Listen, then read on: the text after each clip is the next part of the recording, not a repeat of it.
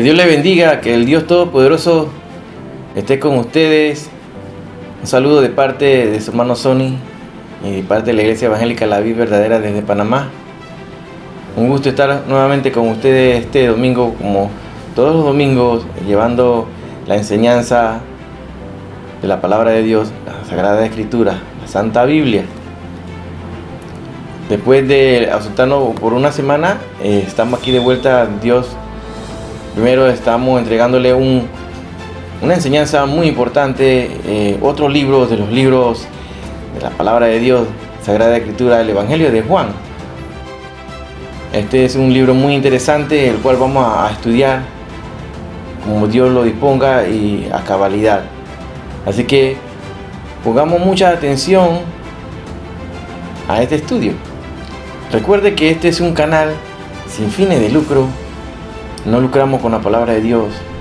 No vendemos nada, no te pedimos nada, no te pedimos que nos mandes ofrenda, no te pedimos. Nuestro interés solamente es que tú conozcas y estudies con nosotros la Sagrada Escritura. Es lo más importante para nosotros, compartir la palabra, y así cuando tú tienes este estudio bíblico, también lo compartas con otros que no conocen la palabra de Dios. Es importante que todo cristiano conozca a cabalidad su herramienta de trabajo, que es la Sagrada Escritura, la Biblia, por lo cual el Señor nos ha dejado este libro para que nos nutramos, nos alimentemos a cada día de su palabra, y así también poder compartirla con aquellos que desconocen de este libro muy importante, que es nuestro manual, nuestra guía para seguir adelante y alcanzar todas aquellas promesas que el Señor nos ha dejado escritas. Saludo especial a todos los hermanos de Estados Unidos, Suramérica, Centroamérica. Pongamos atención, hoy tenemos el Evangelio de Juan. Así que, sin más rodeo, busca tu papel, tu libro, tu cuaderno de apuntes y tu Biblia. Vamos a comenzar a estudiar este libro. Comencemos. Como hemos dicho, comenzamos hoy nuestro estudio del Evangelio según San Juan. El Evangelio de Juan a veces se le llama el Evangelio sencillo, pero no creemos que sea tan sencillo como así parece. Es verdad que la sencillez de su lenguaje ha sido una razón por la cual muchos lo califiquen como una manera de un relato de Juan, pues es un hecho que hay muchas palabras monosílabas y bisílabas en este Evangelio. Por otra parte, observemos un ejemplo de lenguaje sencillo de este libro. En Juan, así puedes buscarlo en Juan capítulo 1, del verso 1 al 12, dice lo siguiente: a los suyos vino, pero los suyos no le recibieron. Mas a todos los que le recibieron, a quienes creen en su nombre, le dio potestad de ser hechos hijos de Dios.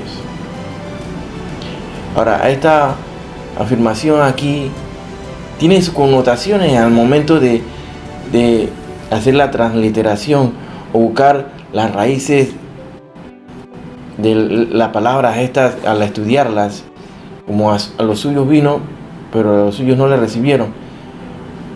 Bueno, aquí Juan se refiere al mismo Yeshua, a Jesús, quien era considerado entre los fariseos. Vino a los que estudiaban la Biblia, a los que estudiaban la palabra de Dios. En ese tiempo no existía la Biblia, existía la Septuaginta, que fue utilizada de hecho por Jesucristo. A los suyos vino, a los fariseos, y los fariseos no le recibieron. Esto dio pie a que se dieran incidentes de antisemitismo, así como Hitler, Adolfo Hitler, quien buscó el exterminio de los judíos, quien acusaba a los judíos de haber asesinado a Yeshua, a Jesucristo, porque vino a los judíos. Ellos lo interpretaron así. Bueno, cosas así son importantes estudiarlas a profundidad. Permitamos decirle, amigo oyente y televidente que nos escuchan, que una de las frases más sencillas que se encuentra en el Evangelio según San Juan aparece en el capítulo 14, versículo 20, donde leemos: y vosotros en mí y yo en vosotros. Algunas palabras tienen solo 2 letras. Solamente la palabra vosotros tiene 3 sílabas. Sí, hermano, aquí hay que aprender también español. Creemos que cualquier niño de 6 años podría decirle al significado de cualquiera de estas palabras en el lenguaje normal, ¿no? Pero al unir estas palabras leemos y vosotros en mí y yo en vosotros. Por ejemplo, al filósofo o al teólogo más sagaz nunca le será posible sondear las profundidades del significado de esta frase. Sabemos que la frase o desarrollo espiritual del cristiano es importante. Aquí la palabra vosotros en mí se refiere a la salvación y la frase yo en vosotros se refiere a la santificación o desarrollo espiritual del cristiano. Ahora, pero más allá de este significado, no podemos llegar mucho más lejos en nuestra interpretación. Eso es lo que queremos decir, amigo oyente, que estamos llevando el evangelio más profundo de todos. Creemos que es el más difícil, probablemente más difícil de entender. No así como el libro de Apocalipsis que hemos estudiado por 41 capítulos de estos programas que llevamos a cabo a través del canal Sony Daniel. Bueno, claro que podemos comprender su significado superficial porque sabemos el sentido de las palabras, pero eso no quiere decir que lo comprendamos cabalmente todo. Ahora tenemos aquí un evangelio para el cual necesitamos en verdad la ayuda del Ruach Kadosh, que es el Espíritu Santo, para suplir nuestras limitaciones humanas. Antes de entrar al texto mismo, hay algunas cosas que debemos estudiar a modo de introducción. Creemos que esto servirá para prepararnos para nuestro estudio de este evangelio. Veamos primeramente algo sobre su autor. Juan el apóstol fue el escritor. Era hijo de Zebedeo y de Salomé y hermano de Santiago. En cuanto a algunas referencias de Juan, tanto familiares como en su carácter de autor del libro, puede usted referirse a las siguientes citas bíblicas: Marcos 1, 19, 20, también Mateo 20, 20, también aquí en el Evangelio de según San Juan, capítulo 21, versículos 20 al 24. La Escuela de Teología de Tübingen en Alemania han dudado seriamente de la paternidad literaria de este libro de Juan el apóstol, y con ello también lo han hecho muchos teólogos liberales que no creen en la inspiración de la Biblia. Sin embargo, estas objeciones han sido completamente refutadas y la paternidad de Juan es aceptada hoy en día por competentes eruditos bíblicos. Pero, ¿le es posible a usted saber sin lugar a duda que Juan el apóstol es el autor de este evangelio? Consideremos entonces las evidencias.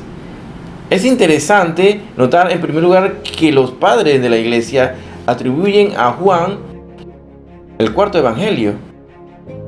Teófilo fue obispo de Antioquía y vivió alrededor del año 180 después de Cristo. Ireneo vivió más o menos en el año 190 después de Jesucristo. Fue alumno de Policarpo, quien a su vez fue alumno de Juan.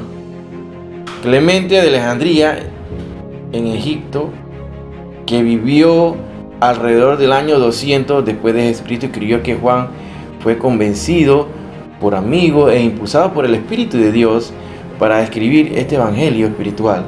Tenemos luego la evidencia del llamado fragmento muratoriano. El fragmento muratoriano. Todo esto afirman que el cuarto evangelio fue escrito por Juan el apóstol. La fecha de este evangelio tiene mucha importancia.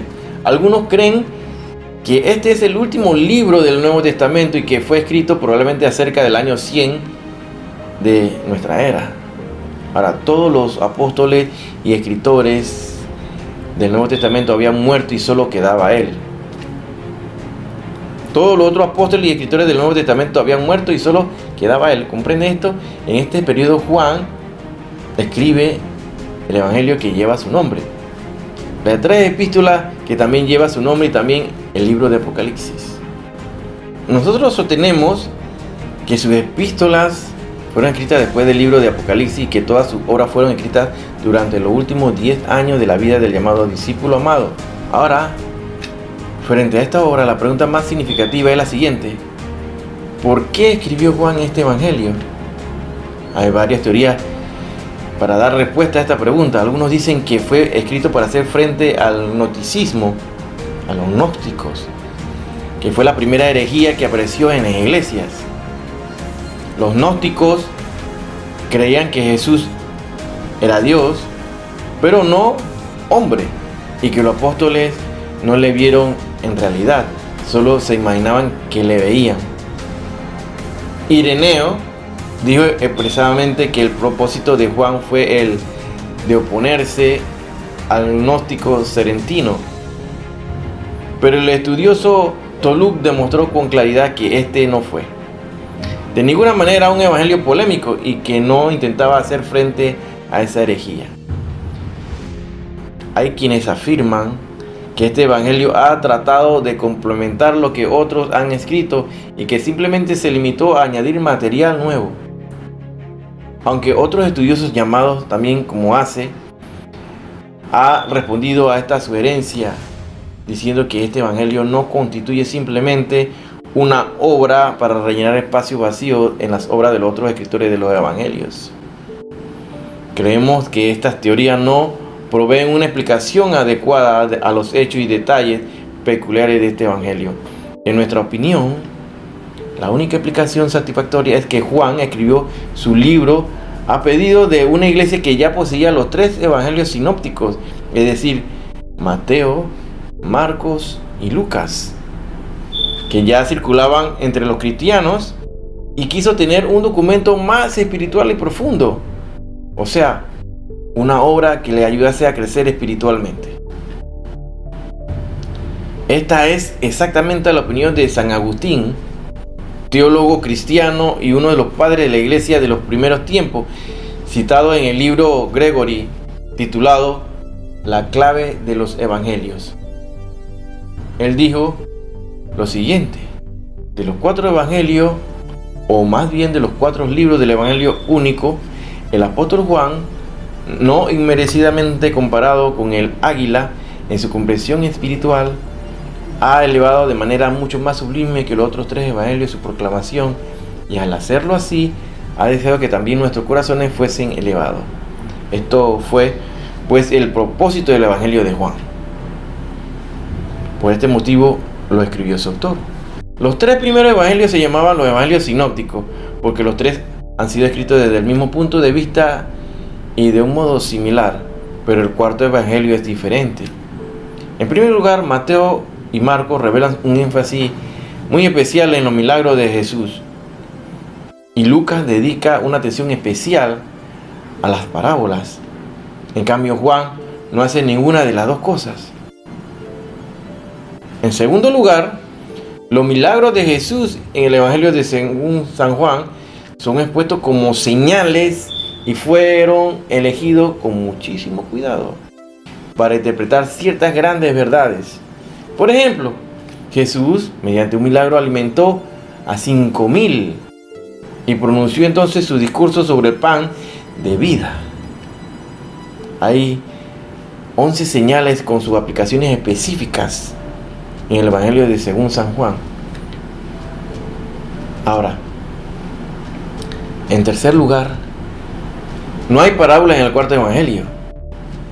Algunas versiones han usado la palabra parábola en el capítulo 10, versículo 6, pero no es la palabra griega parábola que se usa comúnmente en Lucas, sino paroimía. Paroimía. Esa es la palabra que se utiliza ahí en Lucas. La versión Reina Valera la traduce correctamente con la palabra alegoría. La historia del buen pastor, por ejemplo, no es una parábola, sino un discurso. Ya hemos mencionado la sencillez del lenguaje del Evangelio de Juan. Es notable en verdad, sin embargo, que este Evangelio es más profundo y por eso es bastante difícil de abarcar la totalidad de su significado. Juan nos da una orden cronológica que es bueno anotar. Por ejemplo, en el primer capítulo, versículo 35, dice, el siguiente día. Y luego en el versículo 43 del mismo capítulo repite, el siguiente día. No solo nos da un orden lógico de sucesión, sino también un orden cronológico.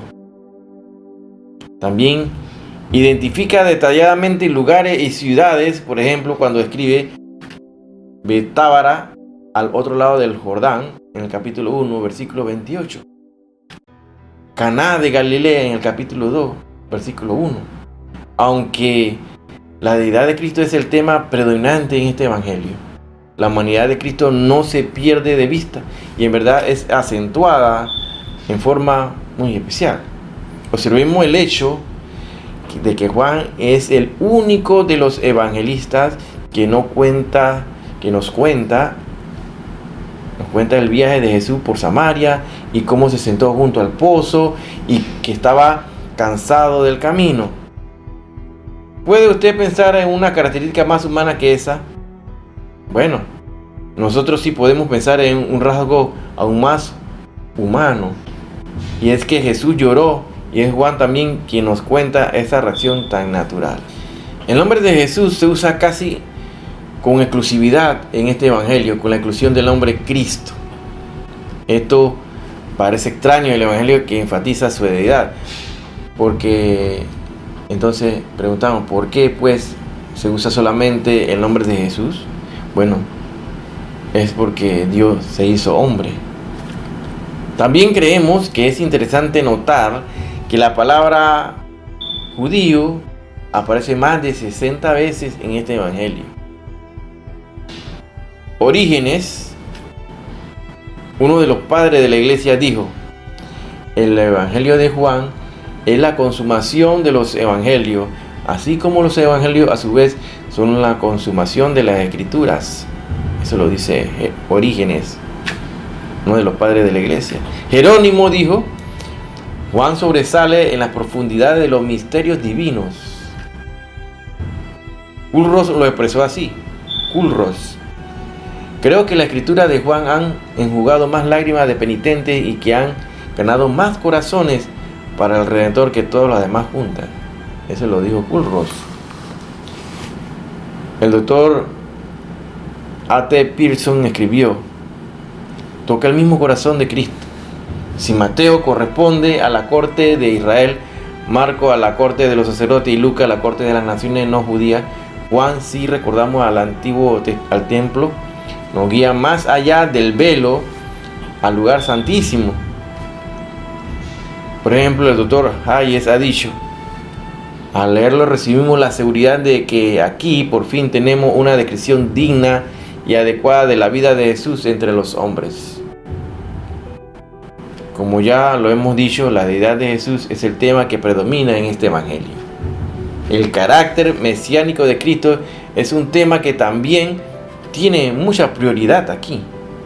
Esto se declara aquí en el capítulo 20 de este evangelio, versículos 30 y 31. Y creemos que debe ser considerado por la misma clave de este evangelio.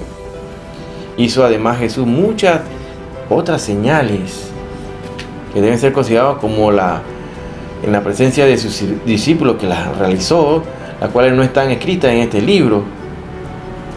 Pero estas se han escrito para que creáis que Jesús es el Cristo, el Hijo de Dios, y para que, creyendo, tengáis vida en su nombre. Hay un movimiento dinámico que es expresado en el capítulo 16, versículo 28. De allí dice así: salí del Padre y he venido al mundo. Otra vez dejo el mundo y voy al Padre. Dios se hizo hombre. Esto es la declaración simple de la verdad sublime. Permítamos ahora, amigos, que me escucha y que nos ven a través de la pantalla, llamar su atención a ciertos rasgos interesantes en cuanto a la estructura de este evangelio. Usted recordará que dijimos en el principio de nuestro estudio que el evangelio de Mateo fue escrito y dirigido al judío, que el evangelio de Marcos fue escrito y dirigido al romano, y que el evangelio de Lucas fue escrito para el griego y para los que tienen aquel tipo de mentalidad clásica en la actualidad. Ahora, el evangelio de Juan fue escrito para suplir la necesidad de las grandes masas del oriente. Es verdad que muchos eran ricos y muy ricos, pero muchos más vivían en más abyecta pobreza. Sin embargo, todos tenían una gran necesidad y hambre espiritual, pues no había encontrado la verdadera satisfacción ni la manera de hacer frente a los problemas de la vida. Y aunque en aquel tiempo hubiese una expectativa general sobre la venida de un Mesías, fue del oriente misterioso de donde vinieron los magos. Así lo dicen la gente, ¿no? Los magos eran sabios, haciendo la pregunta: ¿dónde está el rey de los judíos que ha nacido? Porque su estrella hemos visto en el oriente y venimos a adorarle. Eso lo puedes buscar ahí en Mateo capítulo 2, verso 2. Juan suple la necesidad de este tipo de mentalidad. Después de todo, nuestros antecesores realmente provenían de aquella región, Can, Sem, Jafet, ¿recuerdan? Los hijos del patriarca Noé, Sem, Can y Jafet. Sobrevivientes del diluvio también. Vivieron en el oriente. El reino de Babilonia era un gran reino camítico. Abraham, hijo de Sem, venía de esta región. Desde aquella región vinieron los hijos de Jafet. Todos pues provenimos de esa zona del mundo y siempre hemos sido un pueblo necesitado de valores espirituales. Hoy en día esta realidad se refiere a usted y a mí, amigos que me escuchan, que me ve a través de este canal, y puede que sea precisamente por este motivo que el evangelio de Juan ha sido recibido y estudiado tan universalmente. Después de todo, la palabra del evangelio significa buenas nuevas, o sea, buenas noticias. Claro que los diarios generalmente contienen las peores noticias, incluyendo la noticia en cuanto a las disfunciones. Y ahora, como hay tanta maldad en la humanidad, solamente cuando tú lees un periódico y lo tuerces sale sangre. Pero bueno, tenemos aquí una división basada en el énfasis de cada evangelio. Mateo es la página que lleva los avisos y los anuncios. He aquí, el reino de los cielos se ha acercado. Por otro lado, Lucas, por su parte, contiene las ediciones especiales. Lucas es el único que relata los cánticos de la natividad y las parábolas del buen samaritano y del hijo pródigo. Marcos, por otro lado, presenta los encabezamientos, es decir, los titulares llamativos, entre los cuales el principal dice: he aquí mi siervo. Y Juan escribe los editoriales. Ha escrito profundas reflexiones sobre el pan de vida, el agua de vida, la vid verdadera y la vida cristiana. Estas enseñanzas y sucesos han sido todos relatados con un fin específico, que es engendrar fe en el corazón del ser humano. El verbo creer, por ejemplo, se usa más de 100 veces en este evangelio de Juan, pero en contraste aparece menos de 40 veces en los evangelios sinópticos de Mateo, Marcos y Lucas. La palabra fe no aparece aquí en Juan, pero se halla en los otros evangelios. La expresión vida eterna aparece 35 veces, pero solamente 12 veces en los evangelios sinópticos. De modo que lo que tenemos aquí en este evangelio es el verbo activo, creer, que se usa generalmente con creer o creer a. Es un acto de voluntad y no un consentimiento estático. No significa solo hacer una seña afirmativa o aceptar solamente con el intelecto las verdades del evangelio. Significa que cuando usted, estimado amigo, hermano que me escucha, que nos ve por este canal, la verdad del Evangelio, se da cuenta de que Jesús murió por su pecado conforme a las Escrituras, y eso significa que usted confía personalmente en Él como su Salvador. Él que murió para pagar la pena de su pecado, de nuestros pecados. Es muy importante que observemos esta característica. El prólogo lo encontramos en el capítulo 1, en los versículos 1 al 18. Los versículos 19 al 51 del mismo capítulo nos presenta la introducción a este libro, al libro de Juan. El testimonio de obras y palabras lo encontramos en los capítulos 2 al 12. El testimonio de Jesús a sus testigos y el discurso del aposento alto lo tenemos en los capítulos 13 al 17. El testimonio de Jesús al mundo entero está expuesto en los capítulos de 18 al 20. El capítulo 21 nos presenta el epílogo que nos habla del Cristo glorificado. Otra división de este libro, mucho más general, comprende 3 partes, basada en los temas más preponderantes de cada una de ellas. La primera, que abarca los capítulos 1 al 12, se titula Luz. La segunda, que comprende los capítulos 13 al 17, se titula Amor. Y la tercera, formada por los capítulos 18 al 21, lleva el título de Vida. Entonces eso es una forma, otro tipo de dividir, ¿no?, este libro. Ya lo vemos, una parte que es luz, otra parte que es amor, otra parte que es vida. Y estamos pues listos para comenzar nuestro estudio del prólogo. Amigo que nos escucha, televidente, esta es sin duda alguna una de las secciones más profundas de la Escritura, y creemos que ninguno de nosotros podrá entenderla cabal o aún adecuadamente. Solo podremos detenernos al borde de estas grandes verdades. Así que dirigiremos nuestra atención a los detalles que caracterizan a este evangelio y que contribuyen a una mejor comprensión de su contenido. El capítulo 1 de Juan lo hemos dividido, como ya dijimos, en 2 secciones. Primero, el prólogo de este evangelio, que se encuentra contenido en los versículos 1 al 18. Y en segundo lugar, la introducción al evangelio de Juan, que se encuentra contenida en los versículos 19 al 51 del capítulo 1. Ahora, el tema central del capítulo 1 es el logos, o sea, el verbo o la palabra. Como nuestro tiempo ha concluido, en breve ahora avanzaremos y nos vamos a detener en lo que es en el estudio del capítulo 1. Así que entremos ahora al Juan capítulo 1, del verso 1 al 17. Vamos a Juan capítulo 1, del 1 al 17. Vamos abriendo nuestro libro, nuestra Biblia, y comencemos a estudiar este capítulo de Juan. Y como decimos en nuestros programas anteriores, hemos dividido siempre y tratar de hacer más fácil la comprensión de esta enseñanza en secciones, en varios capítulos, en secciones, como vamos a hacer con este libro de Juan. En primer lugar, el prólogo del evangelio, que se encuentra contenido en los versículos 1 al 18.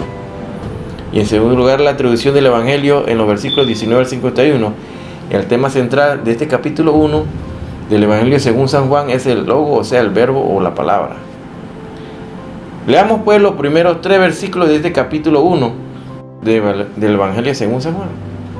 Así dice: en el principio era el verbo, y el verbo era con Dios, y el verbo era Dios. Él estaba en el principio con Dios. Todas las cosas por medio de Él fueron hechas, y sin Él nada de lo que ha sido hecho fue hecho. Jesús es llamado la palabra, el verbo, el logos. Obviamente, el Señor Jesucristo no es el logo de la filosofía griega, es más bien el memra de la escritura hebrea, el memra. Y ya sabemos lo importante que es la palabra en el Antiguo Testamento. Por ejemplo, el nombre para Jehová nunca podía ser pronunciado por los israelitas, que nosotros sabemos que es Yahweh. Era una palabra tan santa que nunca lo usaban. Este vocablo logos no puede ser explicado por la filosofía griega, sino por el tetragrama hebreo. Jehová, que es Jehová, que es Yahweh. Él es el verbo, Él es la palabra viviente, el que es el gran yo soy. El verbo, la palabra, es uno de los nombres más elevados y más profundos que se le da al Señor Jesucristo. Jesús, Yeshua, es el verbo. Y este nombre reúne todo lo que fue dicho acerca de Yahweh en el Antiguo Testamento. Ahora se presenta como el nombre era en el principio. Este principio precede en el tiempo las primeras palabras de la Biblia en el libro de Génesis. Así lo dice: en el principio era el verbo estaba con Dios, el verbo era Dios. Estaba en el principio con Dios. Todas las cosas por medio de Él fueron hechas, y sin Él nada de lo que ha sido hecho fue hecho. En el principio era el verbo, así lo dice claramente. Un principio se encuentra en Génesis capítulo 1, versículo 1, y se remonta hasta la creación del universo físico.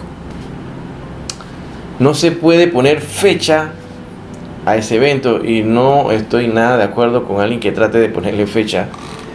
Permítame decirle, estimado oyente, televidente, que eso no lo sabemos de ninguna manera. Lo que yo creo es que la Tierra ha existido por billones y billones de años. Ha estado aquí por mucho tiempo.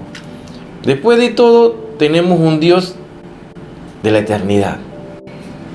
¿Qué cree usted que Dios ha estado haciendo en el pasado? Bueno, opino que es una gran drama, ha tenido un lugar en la eternidad pasada, y que ni usted ni yo sabemos nada en cuanto a eso. Creo que este universo ha existido por mucho tiempo. Creo que es una presunción nuestra pensar que Dios haya esperado la aparición del hombre para crear un universo. Ahora, lo interesante es que el principio que se menciona aquí ya queda en el tiempo pasado cuando se menciona. Cuando volvemos a la creación, Él ya era. Y note usted que la palabra usada aquí no es sino era. En el principio era el verbo. Si nos vamos en el griego, esta palabra está en el pasado imperfecto del verbo y denota una acción continua. Significa que el verbo estaba en el principio. ¿Y en qué principio? Si te puedes preguntar. Tan lejos en el pasado remoto como uno pueda llegar, la Biblia dice: en el principio creó Dios los cielos y la tierra, en Génesis 1:1. En el texto vuelve al principio de la creación, a 2 o 3 billones de años, o quizá mucho más antes. Él viene desde la eternidad para encontrarse con nosotros, y Él ya es tiempo pasado. En el principio era el verbo. Si volvemos atrás hace billones y trillones de años antes de la creación, Él todavía sale desde la eternidad anterior, pero Él no tuvo un comienzo. Él ya estaba allí cuando el principio tuvo lugar. Alguien podría decir, bueno, tuvo que haber un principio en algún momento. Lo cierto es que donde quiera que señalemos un principio, Él estaba allí para reunirse con nosotros. Por tanto, aquí tenemos un principio, que en realidad no es un principio. Es un principio al cual no nos es posible ni siquiera comenzar a regresar ni formarnos una idea de ello. En el principio era el verbo, así dice la palabra. En el griego original son solamente 5 palabras, y no hay ni un hombre en toda la tierra que pueda ponerle fecha, ni comprender o sondear la profundidad de esta frase. Así es que con esta primera declaración tremenda comienza nuestro estudio en la infinidad del tiempo y del espacio. Ahora, la segunda declaración de esta: y el verbo era con Dios, es esta expresión aclara que Jesús estaba separado y era distinto a Dios Padre. No podemos identificarle como Dios el Padre porque Él está con Dios. Pero alguien dirá que si Él está con Dios, entonces Él no es Dios. Pero la tercera declaración aclara esto también. Y el Verbo era Dios. Esta es una declaración clara y enfática, la cual expresa que el Señor Jesucristo es Dios. Yeshua es Dios, nuestro Elohim. El hecho es que el griego es aún más específico que esto, porque en el idioma griego la palabra importante se coloca al principio de la oración. En el griego, pues, esta frase se lee así: Dios era el Verbo. Y amigo, que me escucha, que me ve aquí en este canal, esto es enfático. No se puede expresar un énfasis mayor que este. ¿Cree usted que se puede negar la deidad de Cristo? Estimado oyente, televidente, esto no es posible. Las primeras 3 declaraciones en el Evangelio, según San Juan, lo resumen todo. En el principio era el Verbo, y el Verbo era con Dios, y el Verbo era Dios. Ahora, es verdad que hay algunas sectas que tratan de negar la deidad de Jesucristo, de Yeshua, pero para tratar de afirmar tal cosa han tenido que recurrir a una estrategia realmente engañosa, una estrategia engañosa que consiste en publicar su propia y supuesta traducción de la Biblia, en la que presentan su propio punto de vista en lugar de lo que dice el griego original en este pasaje. Hay que tener mucho cuidado con todas estas nuevas versiones que han salido, en el cual eliminan y le cambian el sentido al mensaje original. Hay que tener mucho cuidado, escudriñarlo todo y retener lo bueno. Ahora, observemos también que Jesús es el Creador. Los versículos 2 y 3 dicen: este era el principio con Dios. Todas las cosas por Él fueron hechas, y sin Él nada de lo que ha sido hecho fue hecho. ¿No es cierto que esta es una afirmación clara? Todas las cosas en Él fueron hechas. Jesús es el Creador. Nada llegó a existir sin Él. En Él estaba la vida, y la vida era la luz de los hombres. Juan 1:4. Así dice el versículo 4. En Él estaba la vida, y la vida era la luz de los hombres. Ahora, esto no significa simplemente que Él estaba vivo, aunque claro, es que eso es verdad. Había vida en Él, pero el hecho es que los hombres necesitan de vida. Vivimos en un universo en el que prevalece ahorita mismo la oscuridad espiritual. Los seres humanos se encuentran en una rebelión total contra Dios, y el pecado les enceguece con respecto a Dios. Están muertos en delitos y pecados, según lo dice así la Sagrada Escritura en Efesios 1. Y permítanme citar este pasaje. Dice allí el apóstol Pablo: Él os dio vida a vosotros cuando estabais muertos en vuestros delitos y pecados. Efesios 2:1. Lo que los hombres necesitan aún hoy en día, amigo que me escucha, es la vida. En Él pues estaba la vida, y la vida era la luz de los hombres. Y la vida que Él da es lo único que puede encender la luz en el corazón del individuo, de la persona. Jesús es la luz. La vida era la luz de los hombres. Ahora, Jesús es contrastado con Juan el Bautista. Leemos los versículos 6 y 7. Hubo un hombre enviado por Dios, el cual se llamaba Juan. Este vino como testigo para dar testimonio a la luz, de la luz, a fin de que todos creyeran por medio de él. Juan el Bautista dio testimonio de la luz. Él no era la luz, simplemente dio testimonio de ella. Y si continuamos leyendo en los versos 8 y 9, él no era la luz, sino un testigo de la luz verdadera que alumbra a todo hombre venía a este mundo. Tenemos aquí una declaración tremenda, porque la luz viene de la palabra de Dios. Sin la palabra de Dios no hay luz. Cuando los hombres vienen a la palabra de Dios, entonces están expuestos a la luz. El apóstol Juan, en su primera carta, capítulo 1, verso 7, dice: pero si andamos en luz, como Él está en luz. Ahora, ¿cuál luz? La luz de la palabra de Dios. Esta luz alumbra a todo hombre que viene a este mundo. Eso es, alumbra a cualquier hombre que venga a la luz. Es simplemente como el sol que brilla sobre cada hombre que sale a recibir la luz del sol. Pero hay quienes, figurativamente hablando, están por allí abajo en sus cuevas, a los cuales la luz del sol no llega. Es necesario venir a la luz. Así dice el libro de Juan, capítulo 1, versos 10 al 11. En el mundo estaba, y el mundo fue hecho por medio de él, pero el mundo no lo conoció. A los suyos vino, pero los suyos no le recibieron. Esta era la tragedia del mundo y todavía lo es. El Creador bajó a esta tierra y fue hecho carne. Sin embargo, el mundo no le reconoce y le rechaza.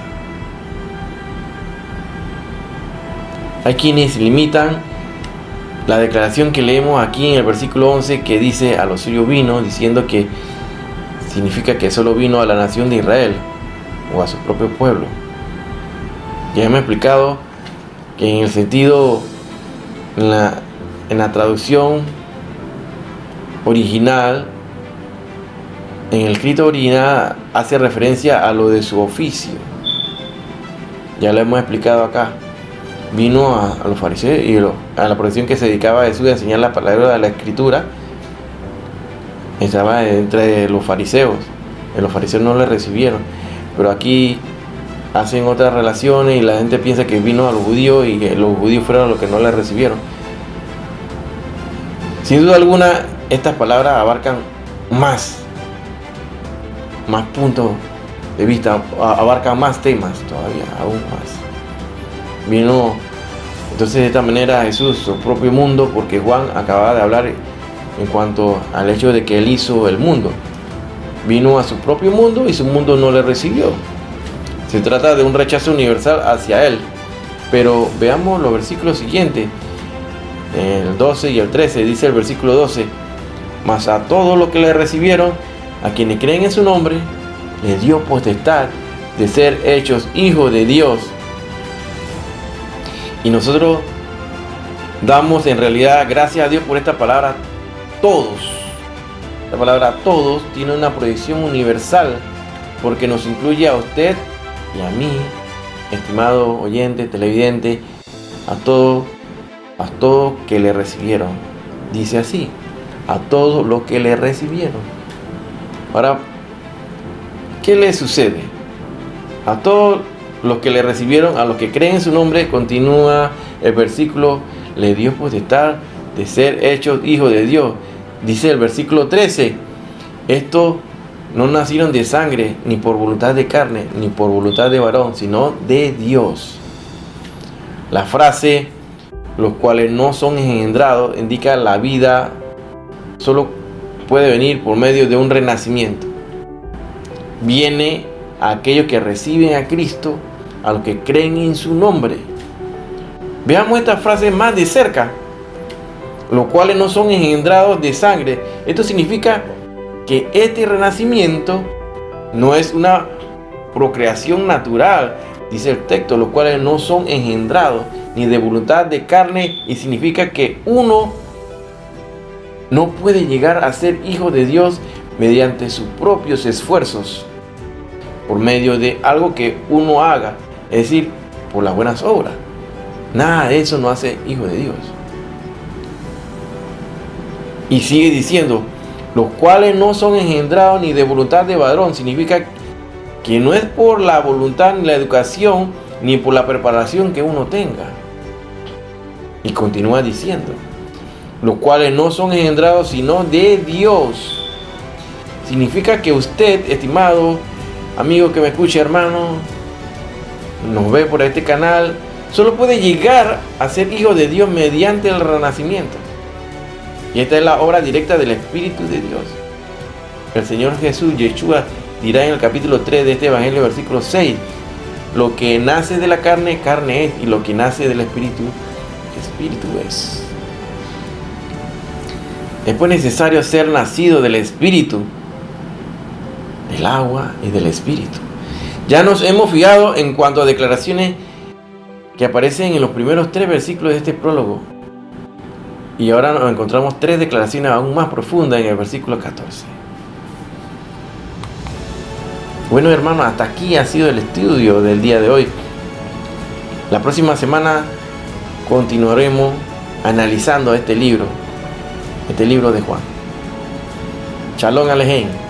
Nos vemos la siguiente semana y si Cristo no ha venido.